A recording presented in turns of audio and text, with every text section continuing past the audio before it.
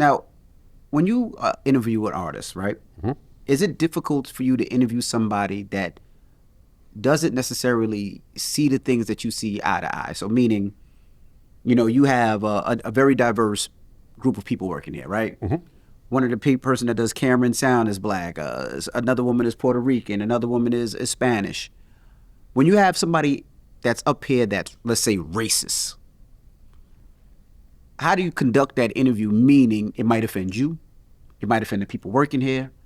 How do you conduct those type of interviews? Well, I try to have talks with potential employees about certain things, right? So I had an employee that was gay, right? And he was openly gay, and that's cool. Me and him had a talk, and we had a situation where one of our guests said some things about gay people. I can guess what guest, but go ahead. Go ahead. No, I know what guest it is. I'm sure. Who is it? I don't know. Go ahead. No, go ahead. I want you to guess. No, I don't know. Okay. Who was it? Lord Jamar. I Yes, you wasn't would've guessing guessed that. I was guessing Boosie. Lord Jamar has certain feelings about gay people that I don't necessarily share with. Okay. Right? Sometimes there's certain things I agree with him. Sometimes there's, he feels the earth is flat. Right. That's my friend, but I don't agree with him on that, right? So he said certain things. I remember like certain like gay slurs and stuff like that. I think like before the cameras were rolling, and I had a gay camera person, and they got really upset, and I think they quit afterwards. Really? Right. And I felt bad about that. It wasn't something I said. It was something that guest said. So I remember when hiring another gay employee, me and this person sat down, and I said, listen, we're going to have some guests that might say some things that might bother you in terms of your views of sexuality. Right. Sometimes, we have guests that, have somewhat racist views. Mm-hmm. Sometimes. I mean, I've interviewed former Aryan Brotherhood. Yep. We've interviewed Umar Johnson, and I have mixed kids. Like, he's anti-bunny hopping. He's anti my family, essentially. Well, only like half of your family. Yeah, half of my family, right. Okay. Well, really like a quarter. Yeah, Yeah, anyways, quarter. Yeah. Right? So he was like, hey, man, it's not my place. Like, at the end of the day, it's not my business. I'm here to do a job. And something during the whole time that he was employed with me, there was never an issue. Because we had that conversation ahead of time. Before. Because I don't control what my guests say. I could try to temper it to a certain degree, but you won't hear me saying some of this stuff. Like, I'm not going to say anti-gay stuff, anti-black stuff, anti-Muslim stuff, anti-Jewish stuff. That's just not who I am. But if a guest says it, I feel like my staff understands that this is just part of the overall situation, and I would hope that it doesn't bother them, but they always have the option to talk to me if it does, and I'm very open to hearing what they have to say. I asked them beforehand. They told me that they're cool with it. Who? I swear, your whole staff. I asked them. Staff? Okay. Yeah, and not everybody, because they were telling me some guests that were coming up next. Yeah. And one of the guests, I was like, damn. I said, well, how do you feel when you have a guest up there that might not align with what you think? I mean, and they all said the same thing. It was like, nah, we don't give a fuck. But I like to talk. Like, yeah. I'm a talker. I like to talk to people when they come up here. Yeah, I mean, listen. Tomorrow we have an interview with Errol Musk. That was the guy. And now he's accused of sexually assaulting his kids, his own kids, male right? and female, and so forth. So this is obviously Did a very he something triggering. like kill black people, kill 3 black people, something like that, allegedly? Well, it was a home invasion robbery. A home invasion. Oh, okay, and he killed them in self-defense. Oh, okay, all right. So it's not like he was out in the streets shooting black people. Oh, all right. It just so happened that the people that were trying to break into his home, and I think he had a daughter that was asleep at the time. You break into somebody's home, you get what you get. Yeah, it is.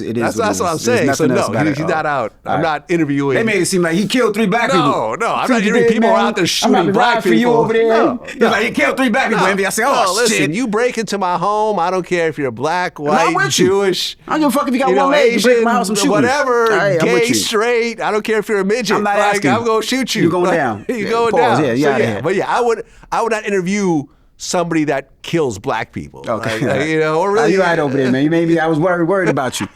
Last question. Yeah. What is the most amount of money you spent on something other than your home?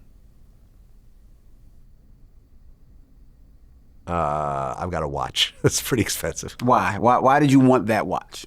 The Richard Mille? Yeah. Or the Richard Mille? Richard Mille. The Richard Mille. Me and you were talking about this watch before absolutely. my Breakfast Club interview. it was a watch I always wanted, and in the watch world, you're always very cautious about certain brands. Of course. Because, I remember I had a Hublot King Power. I think I wore it on the Breakfast Club at one point. At the time, it was a hot watch. Jay-Z was new watch alert, Hublot, and it was the hottest thing. Dropped like a motherfucker. Dropped like a brick. Dropped like a brick. I remember when I sold it, I sold it at a loss, right? So I was always kind of funny about the RMs. But it was a watch I'd always wanted.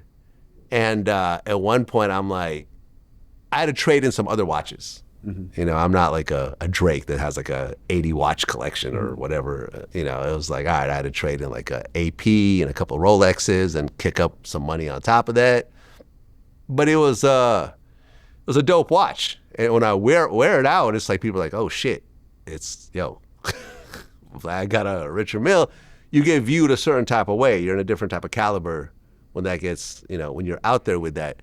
And the thing with watches, it's not an investment, but it is a decent place to park your money. Meaning that some watches are investments. Yeah, so some watches, but limited pieces, depending on what you get. Yeah, you're talking about the off catalog pieces from Rolex, but they're only investments if you could get them at retail. Retail, correct. When you're buying them at the resale value for $300,000, when you go to sell it, you're going to get about $300,000 if you're lucky, probably even a little bit less. So they're only investments if you can get them way under the actual resale price. In order to do that, you have to buy like 100 watches from Rolex, or you have to have some sort of connection to the company, which I've never really had. I've always bought myself resale. So I just felt it was a dope piece. It was a piece that I ultimately could afford. I bought it by trading in other watches. So my overall money out of my pocket wasn't immense. And I think it's a dope piece. Okay. It's a dope piece. And getting insurance for it was hell. I'm sure. Was hell. I had to go to an overseas company and I had to do all this stuff for them to even insure it. But it's a dope piece. And I kind of felt like, I've reached a certain level in my life because I've had Rolexes for a long time. I've had APs for a long time. I've had, I've had Hublots. I've had Cartiers, but I've never had a Richard Mille. So I felt when I got that, it was like, okay, I've reached just a new level in my life. And because not only do you have to afford the watch, but you have to afford to insure it, and you also have to afford to protect it. Correct. Meaning that you have to have security, you have to have certain types of safes, you have to do a bunch of other stuff. And the fact that I was able to get it and keep it, to me, was a big accomplishment. Well, congratulations. You deserve it. Thank you. All right. It's Vlad TV, DJing for y'all. Peace.